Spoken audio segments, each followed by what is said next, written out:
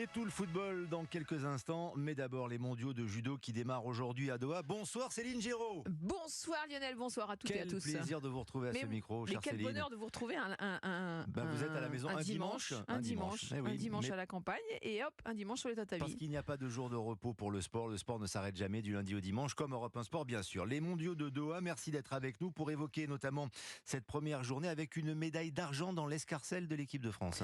Oui, plutôt bonne nouvelle pour l'équipe de France qui démarre bien ces championnats du monde. Une première médaille, c'est bon à prendre, surtout que c'est un championnat des mondes avec un niveau assez élevé.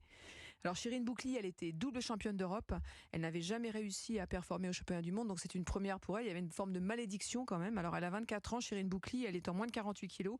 C'est une petite pépite qui est en pleine croissance et qui a un judo assez formidable, mais carrément formidable même. Mais en finale, malheureusement, elle est tombée sur Natsumi Tsunoda, une japonaise qui est juste double championne du monde. Donc à toi, à moi. Et en fait, pour être complètement transparent avec vous, cette finale, malheureusement, elle a jamais pu saisir sa chance. Elle a été marquée assez vite sur une planchette japonaise, ce qui ne vous étonnera pas de la part du japonais. Le fameux sautemi, c'est ça? Exactement. Hop, tu passes par-dessus avec la jambe. C'est ça, Grégory le Schneider classique. connaît bien ça. Le soutemi, alors qu'elle fait à la perfection. Et ce qui est incroyable, c'est que cette judoka japonaise a gagné tous ses combats d'une seule façon avec un seul mouvement.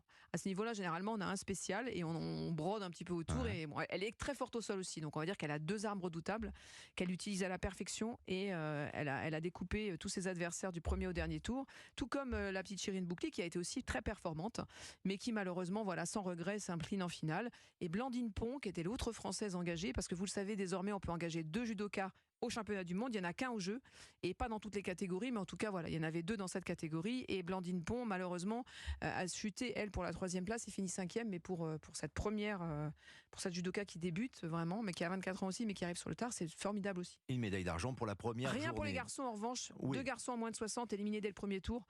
Voilà, Mekeze, notamment Lucas Mekeze, qui était médaillé de bronze aux Jeux de Tokyo, c'est un échec pour lui, mais il est tombé contre le vice-champion du monde dès le premier tour, donc pas simple. Avant d'évoquer les objectifs de l'équipe de France de judo pour cette semaine, pour ces mondiaux, demain, c'est Amandine Bouchard, dite Bubu. Ouais, Bubu, voilà, qui revient en grande forme, vice-championne olympique. C'est une judoka flamboyante aussi, qui a de belles chances dans cette catégorie des moins de 52 kilos. Alors le tirage au sort n'a pas été très favorable avec elle, puisqu'elle va rencontrer la superstar de la catégorie, la diva même, Uta Abe, qui est tout simplement, c'est celle qui l'a battue en finale des Jeux Olympiques, c'est sa bête noire. Et voilà, ils se retrouveront dès les demi-finales, donc ça va être un petit peu difficile, mais en même temps, c'est une judoka qui adore l'adversité et qui est capable de se sublimer. Ça fait longtemps qu'elles ne se sont pas rencontrées, parce que c'est important de le préciser ce soir. Les Japonais se sont extrêmement protégés. On les a pas vus de la saison. Quand je vous dis ça, c'est très rare. D'habitude, ils sortent, ils font des tournois, etc. Et là, depuis les Jeux, ils se sont vraiment préservés. Donc, c'est la première grande compétition où ils reviennent. Et ils ont une équipe renouvelée, comme l'équipe de France de judo aussi, avec des nouveaux. Mais le problème du Japon, c'est que le 2e, le 3e, le 4e, c'est très, très, très fort. Donc, ça nous promet des championnats de dingue. Ça file un peu les jetons. Pour les autres chances de médaille française, Riner, bien sûr. Alors, Riner, ce sera samedi. On suivra ça évidemment avec attention. C'est important pour lui. On le rappelle, il a gagné le tournoi de Paris. Dit en grande forme au mois de février, mais voilà, il manquait quand même certains adversaires, et il le dit lui-même, ce sera une occasion rêvée pour lui de se situer sur la scène internationale, sachant que dans son tableau, alors il rencontre un Roumain colossal, qui fait à peu près 2 mètres comme lui, mais qu'il a battu à 3 reprises ces 10 dernières années, donc pas de souci. Ensuite, il va monter en puissance, mais en quart de finale, il risque d'affronter le dénommé Saito, qui est juste Tatsuru Saito, qui est le fils de Hitoshi Saito, superstar des lourds, légende des lourds, au même titre que Yamashita. Il est au panthéon des judokas, et c'est tout simplement le judoka que tout le monde annonce comme le successeur de Teddy Riner dans la galaxie des super gros.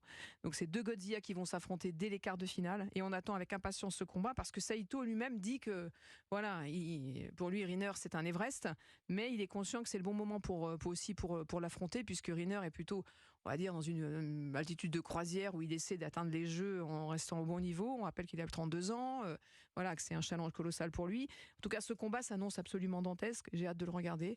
Et quant à Clarisse Agbenienou, qui est l'autre revenante, on va dire entre guillemets, puisque ça fait 11 mois qu'elle a accouché de sa petite fille Athéna, et elle a fait un tournoi à Tel Aviv où elle a fini 7e, donc là il y a beaucoup d'enjeux pour elle, il faut absolument qu'elle soit sur le podium pour revenir en forme. Elle va affronter une Serbe, puis une Cubaine et enfin la Canadienne Beauchemin-Pinard qui était 3e au jeu. Donc là aussi dès les quarts de finale, donc ça va être costaud. Ces 2 judokas, Riner et Agbenienou, ne sont pas tête de série. Ça, c'est aussi une nouveauté. Quand tu es tête de série, tu es préservé. Protégé. Voilà, tu passes un tour, tu es un peu plus protégé, que tu es écarté des très gros. Là, pour le coup, ils sont versés dans le pot commun, j'ai envie de vous dire. Et donc, ça nous promet des championnats musclés qu'on suivra Ça avec va attention. fighter, ça va fighter. Et on en parlera régulièrement sur l'antenne d'Europe 1. Dès demain, si vous êtes d'accord, 21h50.